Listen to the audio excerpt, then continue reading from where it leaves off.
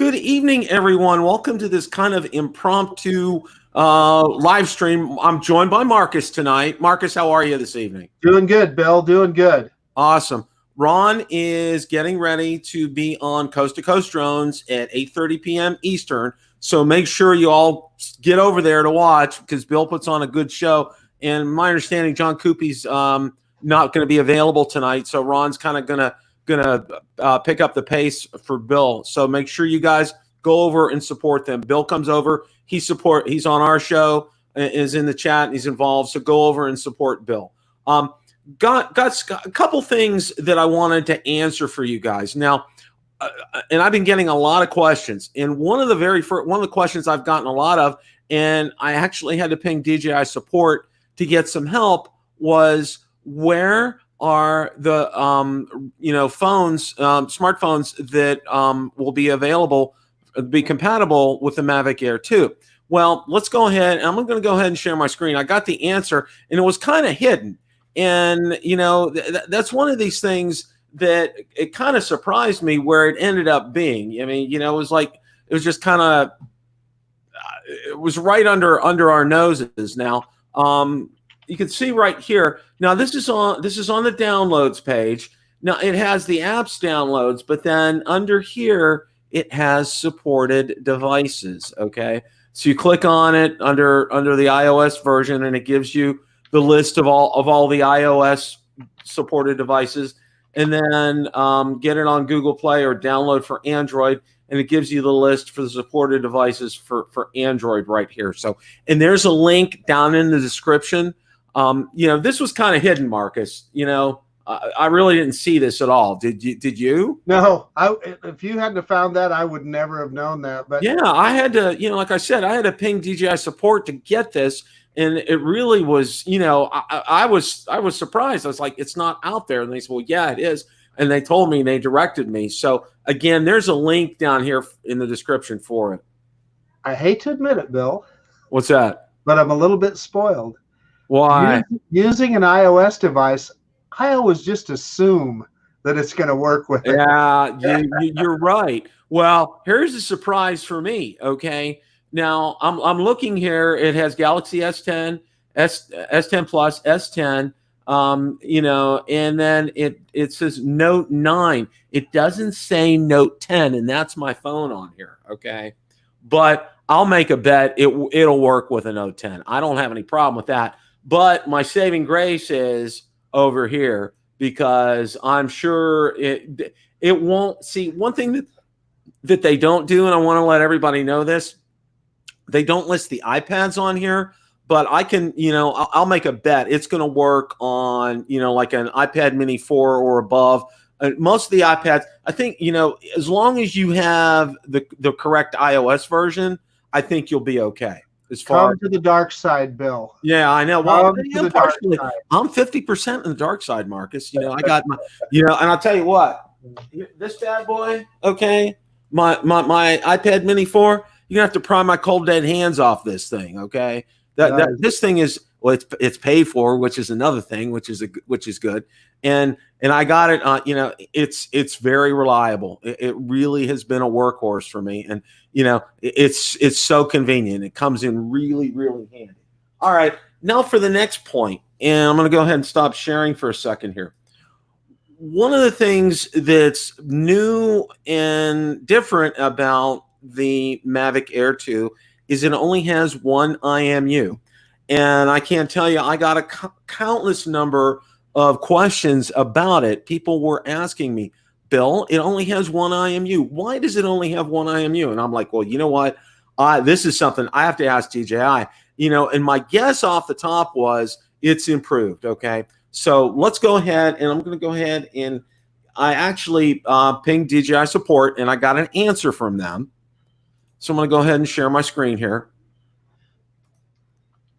And it says, according to our developers, the reason why the Mavic Air 2 has only one IMU is that our developers have improved the IMU and compass, wherein the hardware of the new IMU is better and more compact than the old one. You could kind of tell it was a little bit lost in translation there, but basically what they're saying is the hardware has been improved, and they've improved the software for this as well too. Marcus, this is fantastic. Well, here's what I know about DJI is they're not going to do anything that makes their drones less reliable. So if their engineers have confidence in a more robust IMU, I'm down with that. Well, you know, and I'll tell you this, and here's a suggestion, you know, and I passed this on to Ron and Marcus. I've watched a number of review videos. By far and away, the best one I've seen so far is Tom's Tech Time. And one of the big reasons why I like Tom from Tom's Tech Time is he's very objective and he doesn't sugarcoat it. And if there's something that's amiss, he'll say it in there. And he actually did say a couple of things, but they not really amiss, but he wished DJI would have done better. Like he didn't like the dots on the battery to indicate the power level. He thought that could have been done better. So, you know, he comes out and he says things like this. But the big thing that he said, you know, he did mention the One IMU. But, you know, he threw it. He went over to Bavaria. I think he's German or maybe Austrian, but he went over to Bavaria to film it. And it was just some gorgeous scenery over there. And I mean, he really pushed it to its limits and he didn't have any issues with it. And, you know, Marcus, that is where, you know, in these test videos, something would come up. If the Only One IMU was a problem, it would come up during one of these videos, you know? It would, you would think, and if it doesn't, it will shortly thereafter, as soon as it's in all of our hands. No question about it. But the thing is, if this was one of the other little manufacturers, maybe this could be a problem. But with DJI, you know, they've done a ton of testing, and I'm not even. It just doesn't concern me in the smallest bit. Does it you, Bill? No, not at all. Because, you know, the reliability, when DJI comes out with a product like this, and my good friend Tom Irvines, and Tom, I want to give a shout out to you. You know, he pointed out to me today that the Inspire 1 and the Phantom 3 only had one IMU on each one of them. Okay. And, you know, the Inspire 1, I mean, you know, even though they're older, still they functioned well with the one IMU. And I'll say especially the Inspire 1, because I think it was a pretty solid aircraft. And the only thing that's really kind of doomed that is lack of available batteries as far as that's concerned. So you know, my understanding with that one too, Bill, is like those professional people that travel with it, you cannot take those big batteries on an airplane because they're too big. Yeah. So they literally, if they're going to a shoot someplace, they have to ship the batteries separately, which is a whole nother set of problems in and of itself. Yeah. Yeah. You know, the batteries issue with the Inspires is and I've heard that before. And I think it's the same thing with the Matrice too. Like you have to do the same thing. And that's a real pain in the rear as far as that's concerned. Well, you know, I wanted to get this answer out to everybody. You know, we're not going to be here a long time tonight, but I want to thank everybody that showed up. Let me take a look. And one of the other things that I wanted to do was, well, let me get this on. I got to close this screen here. Okay. One of the other things that I wanted to do was, let's see who all's here. Stephen Ewing, thanks for showing up tonight. Stephen Fox, Gabe, Scott's our SeaWorld, Michael Ghost, the old codger, JC, Jeff Voigt's here. Thanks, Jeff. Dr. Ted's in. Ted, thanks for showing up tonight. Nathan Shears, thanks for showing up tonight. I want to thank everybody for the other night. And I may have mentioned this last night, but you made Monday night just a huge success on both shows. You know, we had the pre-show on my channel, and then we went over to ZinoNation, which was Mavic Air 2 Nation that night, and had the launch party over there. And it was a huge success over there. And I want to thank you guys. Killed it in the chat. I mean, seriously, your chat was just off the charts. And the number of views that we got, even for my pre-show had 1,500 views. You know, for a good weekly show, I get 750. So, I mean, it's you killed it. And then with the likes, you killed it on both this and on the Mavic Air 2 Nation launch party. So, got to thank you guys so much for that. Marcus, what do you say about that? You know what? That was just nothing but fun, Bill. It sure was. You know, we the four of us on the panel, you, myself, Ron, and DeMarco, we were just like giddy little schoolboys waiting for that that new drone to come out, and I got the same feeling from the chat. There was a level of excitement there that was really fun. And what I appreciated was in the chat was they fed us a bunch of information, and they also asked some really smart questions too. So yeah, it was a lot of fun. Well, you know, we haven't gotten any reports about DeMarco's demise, so I think he's still alive. I think that's probably a good thing. DeMarco, if you're watching, you know, our thoughts and prayers are with you, my friend, and hope the couch is comfy. No, I'm just just kind of pulling your leg on that point. But no, I'm sure he's safe. You know, this is exciting, and you know, it's really and I'll tell you what. Tom did a thorough one, and he also did the 8K hyperlapse. And you need to look at what he did with the 8K hyperlapse. And one of the things that he talked about was, now Tom put out a second video, a 3-minute review video. That I haven't seen that one, but the 25-minute one, that's the one that I've seen, and I've posted it out to the Bill the Drone Reviewer Facebook page group and also the Mavic Air 2 site. So you get a chance, you know, watch that video. It's really good. But one of the things that he did was he demoed the 8K hyperlapse, okay? And he actually went in and did a close-up on it because it is, you know, it stitches it inside the drone itself, okay? It's automatically done. Marcus, it looked killer. I mean, 8K hyperlapse. It was killer. Yeah, I can't wait to try that. Take a look at the chat, Bill, real quick. Okay. There's a special message there for you from Jeff Voigt. Oh, Jeff, thank you so much. You're a rock star, and I mean that sincerely. Your support has just been overwhelming. Thank you so much for that. David Reynolds, thanks for joining tonight. Greg Pittman, thanks for showing up tonight. You know, this is what it's all about, and I know several of you have left comments about enjoying our live streams, and you know, we really appreciate that. You know, we do put some work into this, and it pays off. And you know, our work is it's more like fun than work. You know, and I think Marcus would agree, and so would Ron, because you know, we have fun at this. Darn right. Hey, so there's a good question here, Bill. I don't want to go. No, go for it. So Dave Reynolds, and I don't know the answer. I may have missed it, but Dave Reynolds is saying, is there any info on waypoints for the Mavic Air 2? I haven't seen anything on it, okay? Because I know, you know, I watched that video because Tom's real thorough. He doesn't really miss a whole lot in the video, and he didn't talk about waypoints. So I would say that's an unknown for right now. I think that's something I'll ping DJI on and probably get an answer, and we'll talk about that probably on either Monday on ZinoNation or Tuesday on Rotor Talk Live. But that's a good question, Dave, and I will ping them about that. You know, I would kind of think that there would be, because, you know, that's a real selling point on the Mavic 2 series, is having those waypoints. I mean, it's fantastic. Ridgeflyer 32 is saying, yes, it does.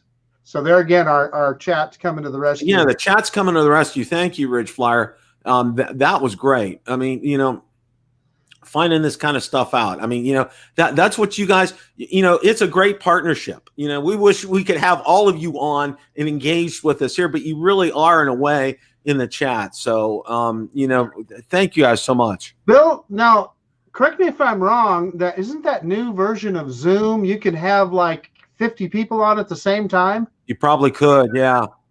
It would all just be little dots on there. Well, we'd all be little dots all over the screen. But you know what? You know what? I might do that sometime because I still have my Zoom membership, so I'm still a part of them. So we might do that sometime. Just have something fun. Just have a bunch of people come on one night. I think that's a blast. I know with StreamYard we're limited. I think we're limited to 6 people. But anyway, so you know that's what I had for tonight. That's what I wanted to share with you guys. Metro Drones, thank you so much. Your support has been incredible for the channel. We really appreciate it. Thank you, thank you, thank you. You guys absolutely rock our worlds. And you know, going out there, and you know what's great is during the day, a lot of times I'll get pinged either from my Facebook page or an email with people ask. That's where I get most of my questions. Some in the groups, but mostly either on the Facebook page or I'll get an email. And again, you know, I can tell you this. It's great to get your questions. It really is. So, you know, yeah, anytime you have a question, send them to me. You know, I try to do research during the day. You know, I am working from home. I know Marcus is the man of leisure because he's officially retired. But hey, I did yard work today. Come on. He did. Marcus did do yard work today. So, and I'm sure Sarah's going to feed him a good meal for that tonight. So, oh, I did. I cooked dinner tonight. I made dinner. I've made dinner like 10 out of the last 14 days or something like that. So, and my wife loves it because she doesn't have to. No, I'm just kidding. I'm just pulling your leg. But you know, that's what we have for tonight. I wanted to get this out here and get this information to you. Go ahead, Marcus. Hey, just one more subject that Nathan Shears brought up here that's probably worth talking about, Bill, and that's the lack of ATSB on everything but the North American drones. And, you know, there are some people that are angry about that. And, you know, I get it. If you're in Europe or something, that's a feature that you would want to have. You know, I've heard rumors that it was lack of the parts availability and so forth, but I'm not sure about that. Who really knows? But it is too bad that they didn't. Yeah, it is. You know, that's a good point. I know Tom briefly mentioned it in his video today. That it's not available in Europe. It's only available in North America. And, you know, I really feel for you guys, especially since, you know, there's no price reduction. There's no price differential with that. You know, I have no idea how much, you know, that part costs or anything like that. And I think the real reason DJI did it here in the United States, especially, was because of the FAA remote ID. Okay.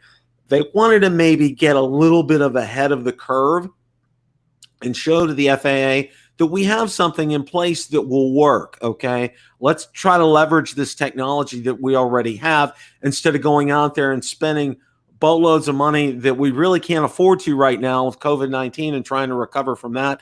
You know, let's focus on solutions that'll work now for this. And I kind of think it's going to be tabled, in my honest opinion. Go ahead. Stephen Ewing is also bringing up another good point, and that is the reduced range that they get in the EU. Of course, there's nothing DJI can do about that.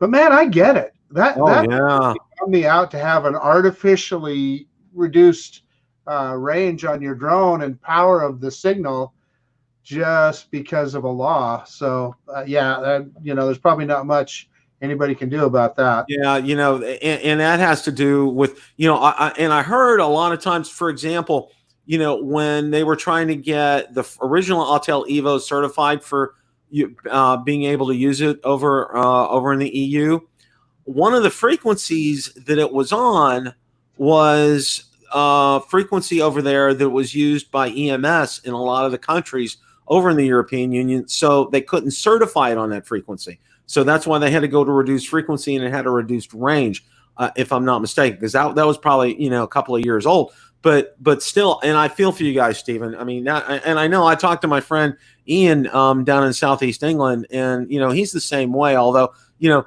he can fly, you know, he lives right on the coast in Southeast England. So he's able, I mean, like really, literally right out on the coast. So, I mean, he can, like, it's like Ron, he can walk outside his door and like, in you know, 5 minutes be at the beach kind of thing. Boom. Yeah. Yeah. I mean, you know, everybody says, oh, it's great to be in Florida. Well, you know, yeah, it is, but I'm at least 45 minutes from the beach. Ron, he's a 5-minute walk to the beach. Okay. So, you know, we're not jealous of you at all, Ron. Okay. Not at all. All right.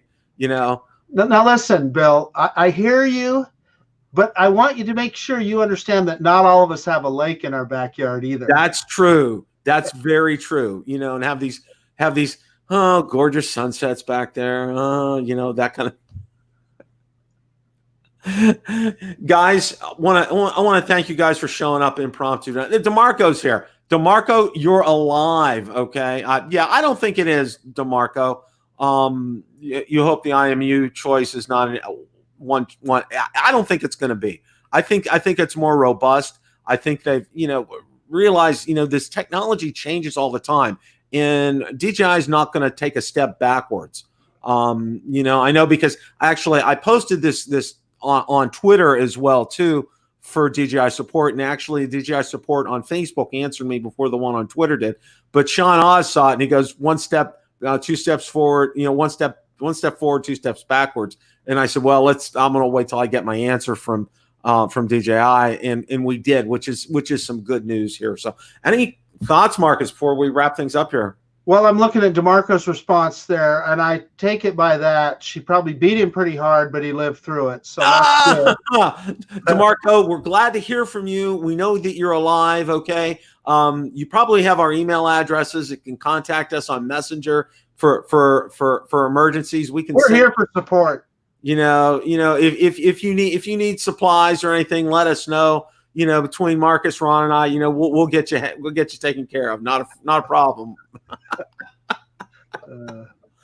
Any other closing thoughts here, Marcus, before we wrap it up? Yeah, no, that's about it. It was warm here in Idaho today. We were in the mid 80s, and we're not even in May yet today. Of course, that's unseasonable, and by the weekend we're supposed to be back in the 60s. But it was just kind of interesting, and I'm coming up, Bill, I think on some pretty good flying weather here. And there's rumors that they're going to let up a little bit on the lockdown. Now, I'm not saying that I'm going to go right out and get in the middle of a crowd, but I'm hoping that the travel restrictions will lift enough that I can go out to the Snake River or something like that to fly. Yeah, that would be nice. We're hearing our governor had a press conference at 5 o'clock today, which we missed.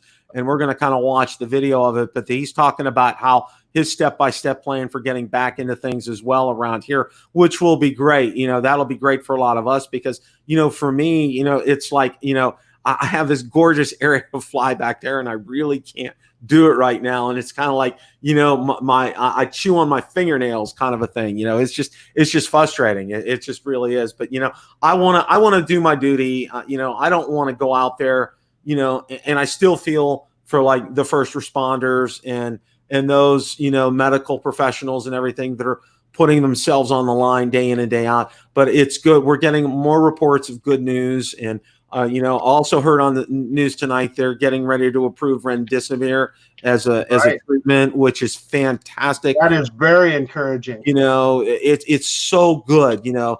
And if you don't know about just a real quick thing about remdesivir, they developed it for the original SARS and MERS, you know, but it never got to trial with them. And the Chinese started, believe it or not, using it, and it showed a lot of promise. Now, it is an intravenous only drug. It has to be administered by intravenous, but people have shown an improvement, and they've been in less days in the hospital when that happens, because it really helps stop a lot of that SARS-CoV-2, the COVID-19 from attacking your lungs. It kind of destroys those cells. So it's good news. You know, we're going to slowly get there, and I think that's the big thing, guys. And this is wherever you are around the world. You know, the slower we step into it, the better. And, you know, I like it that our governor is, I mean, I criticized him before, but he has a good plan in place. And I heard the governor from Ohio, he's gotten a lot of praise, and I really like him.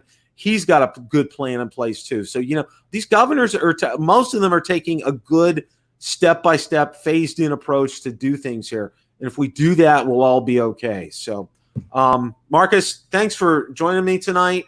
And the rest of you guys, you know, stay safe, stay healthy. Coast to Coast Drones is on at 8:30 p.m. Eastern. Our good friend Bill Thomas, Ron will be on with them. Make sure you get on there, smash that like button, comment, support them. Bill's a great guy.